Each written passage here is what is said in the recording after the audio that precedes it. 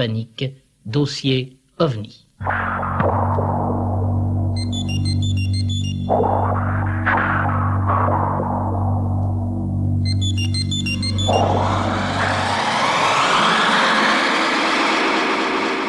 Dossier OVNI. Je vous l'ai dit tout à l'heure, ce soir c'est un dossier exceptionnel que nous allons vous présenter. Vous savez en effet depuis ce matin que Concorde a photographié un OVNI, un objet volant non identifié. La nouvelle a fait sensation et bien sûr, Jean-Claude Bourret, vous avez mené votre enquête. Je vous rappelle l'affaire en 2 mots. Le 30 juin dernier, Concorde survolait l'Afrique à 2300 km/h. Il observait l'éclipse la plus longue du siècle au-dessus de la terre africaine. Plusieurs caméras automatiques prenaient des photos, des milliers de photos. On a mis des mois à les étudier. Soudain, sur l'un des clichés, une forme inconnue. Le scientifique du CNRS qui l'étudie n'en croit pas ses yeux. Cela ressemble à une énorme soucoupe volante, mais il lui faudra 3 mois pour se rendre à l'évidence. Analyse, contre-analyse, hypothèse, contre-hypothèse, l'OVNI résiste à toutes les tentatives d'explication rationnelle. Ce cliché extraordinaire, un seul journaliste l'a vu, jusqu'à présent. Notre confrère Georges Fabre de la station RTF de Toulouse. Alors, Georges Fabre, sur cette photo, que voit-on ? Eh bien, ce qui est extraordinaire, c'est de voir en fait 3 choses sur le même document. On voit en bas à gauche du document, on voit l'aile de Concorde prise au grand angle par cet appareil photo. On voit au loin l'éclipse solaire qui est prise donc au-dessus du Tchad, puisque le Concorde se trouvait à ce moment-là à 17 000 mètres d'altitude et à 2300 km/h au-dessus du Tchad. Et en haut, tout à fait en haut et à droite, donc dans le noir, dans la stratosphère, on voit un point brillant. Un point qui déjà, lorsqu'on regarde attentivement la photo, a la forme de ce que l'on appelle communément les ovnis, la forme de ces engins qui ont été décrits dans des milliers de témoignages. Bon, et cette photo, donc, ce point a été agrandi. Et l'agrandissement montre un objet lumineux, extrêmement lumineux en son centre, puisque la gélatine de la photo a été brûlée littéralement, et le bas de l'engin a une couleur vert, il y a du rouge au-dessus, et il y a un étage au-dessus de la forme ovale du bas, il y a un étage qui présente également des lueurs rouges et noires. Mais la forme totale de l'engin est vraiment celle des ovnis tels qu'ils ont été décrits par des milliers de témoignages depuis 1947. Là, il n'y a aucun doute à voir là-dessus. Et ce qui est troublant, c'est le fait que le savant qui a étudié cette photo prétend lui-même qu'elle aurait au moins 200 mètres de diamètre. Alors on voit évidemment mal un engin terrestre avoir ces dimensions. Vous avez vu cette photo et vous avez vraiment l'impression qu'il s'agit là d'un objet volant non identifié. Ah pas oui, d'erreur possible. j'ai lu évidemment, comme vous, certainement énormément de livres sur cette question, sur tout ce qui a été écrit, et j'ai même vu des dessins, enfin faits non pas par des profanes mais par des scientifiques. Et c'est vraiment, vous pourrez voir d'ailleurs vous-même la photo, je le pense, demain, c'est vraiment la forme de l'OVNI, il n'y a aucun doute là-dessus. Même, je vous le dis, Monsieur Turca, qui est un scientifique et qui est très prudent, Monsieur Turca est très prudent, et c'est bien normal, qui n'a pas vu l'objet lorsqu'il volait, lui-même a reconnu, sans s'avancer plus, que c'était quand même quelque chose de troublant et qu'il fallait l'étudier davantage pour savoir exactement ce dont il s'agissait.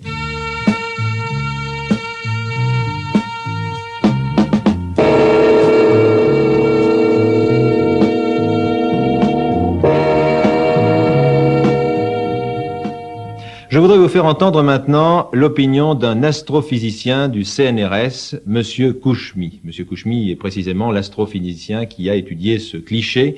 Il a longtemps hésité avant de parvenir à la conclusion que Concorde avait bien photographié un OVNI.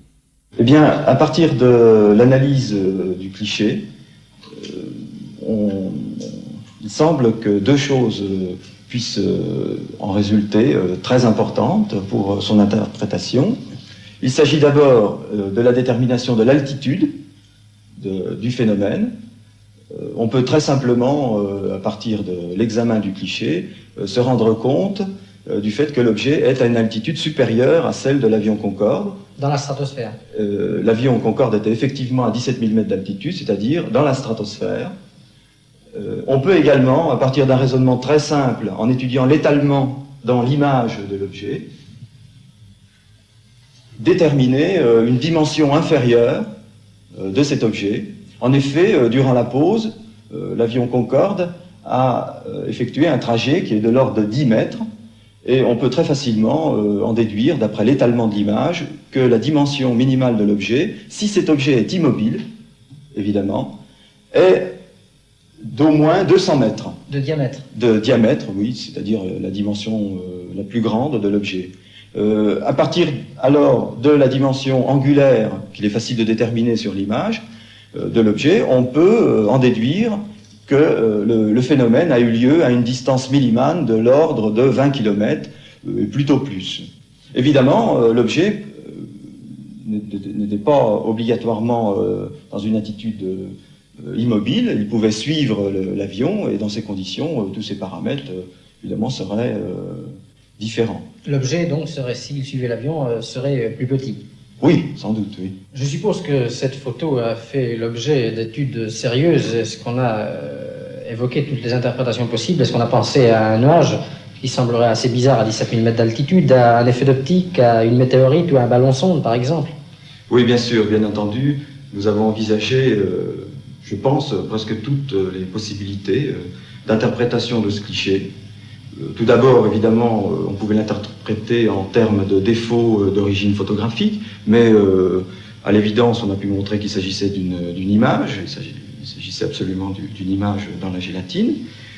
On a également pensé qu'il pouvait s'agir d'un effet d'origine optique, comme une réflexion dans le hublot, une réflexion entre l'objectif et le hublot, ou même une réflexion venant même de l'aile de l'appareil.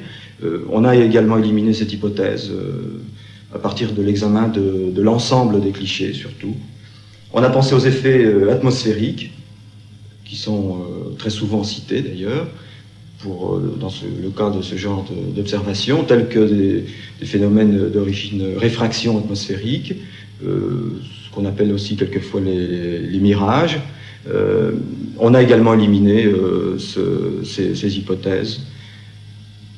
Quant aux phénomènes météorologiques, tels que ceux qui sont produits par une condensation ou même la formation d'un petit nuage, le fait que l'observation ait été effectuée à des hauteurs stratosphériques, à 17 000, et d'après nos estimations, l'objet serait plutôt à 18 000 mètres d'altitude, c'est vraiment hautement improbable, ou le moins que l'on puisse dire, c'est que nous ne disposons pas d'informations actuellement quant aux phénomènes qui peuvent être observés à ces altitudes dans l'atmosphère terrestre. Il reste les hypothèses qui, je pense, sont les plus plausibles, à savoir l'observation d'un objet tel que on peut placer dans cette catégorie les satellites, les têtes de fusée, tous les objets qui font partie de l'ensemble de récupération des têtes de fusée,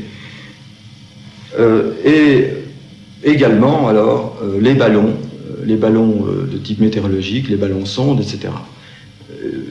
Pour l'instant, la plupart de ces hypothèses sont écartées, d'abord à partir de la détermination des dimensions, et ensuite d'après tous les renseignements que nous avons eus. Au-dessus du Tchad, il n'y avait pas de lâcher de ballons, il n'y avait pas de lancement de fusées, c'est vraiment hautement improbable. Et dans ces conditions, on peut classer cette observation parmi toutes celles qui se rapportent à ce qu'on a baptisé des objets non identifiés.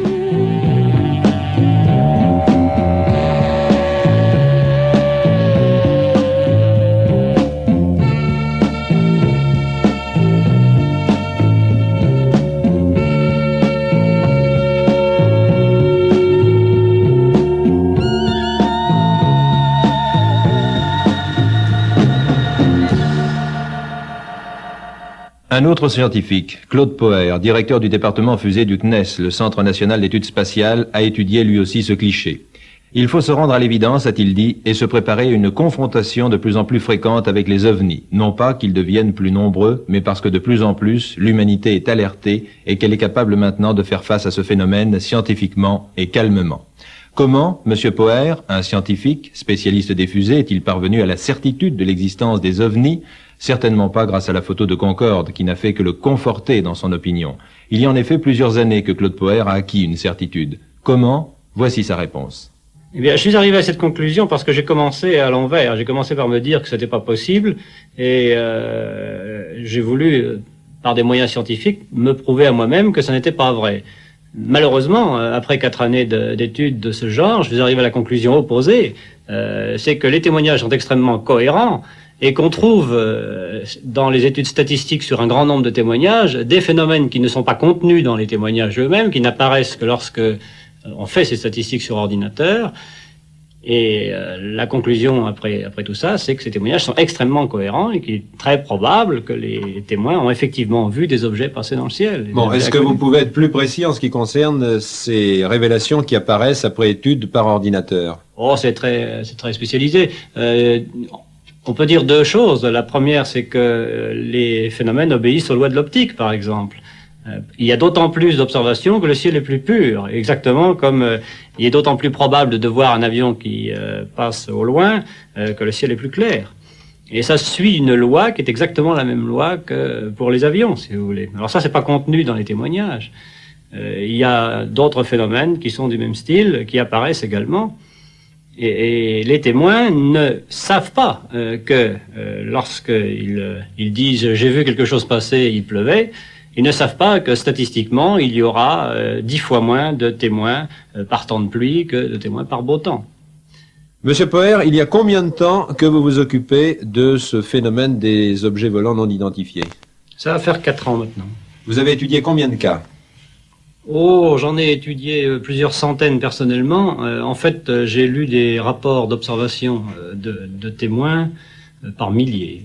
Ça demande beaucoup de temps. Et vous êtes en relation, je crois, avec différents savants, entre guillemets, à l'échelle internationale, disons oui, différents scientifiques. Il y a nombreux scientifiques étrangers qui étudient également ce problème. En France, il y a quelques scientifiques également. Et nous échangeons nos impressions, nos informations, de façon à essayer de faire progresser un peu ce sujet.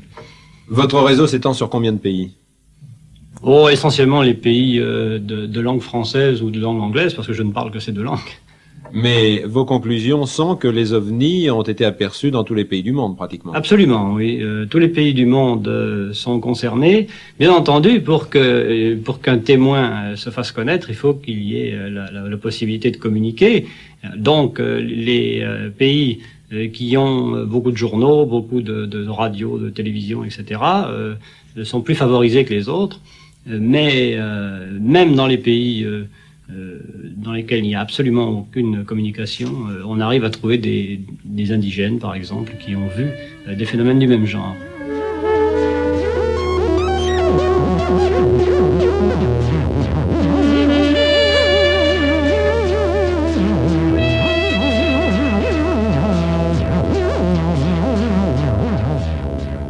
L'actualité nous a donc fourni ce soir un dossier particulièrement exceptionnel. Évidemment, demain, nous allons continuer cette enquête sur l'OVNI photographié par Concorde. Demain, Jean-Claude Bourret, que va-t-il se passer pour le 5e volet de ce dossier OVNI, pas de panique? Eh bien, dans cette affaire, nous naviguons à vue puisque nous suivons l'actualité. J'espère être en mesure demain de faire écouter aux auditeurs de France Inter le débat scientifique organisé autour de ce cliché extraordinaire pris par Concorde le 30 juin 1973 à 17 km d'altitude. Pas de panique, dossier OVNI.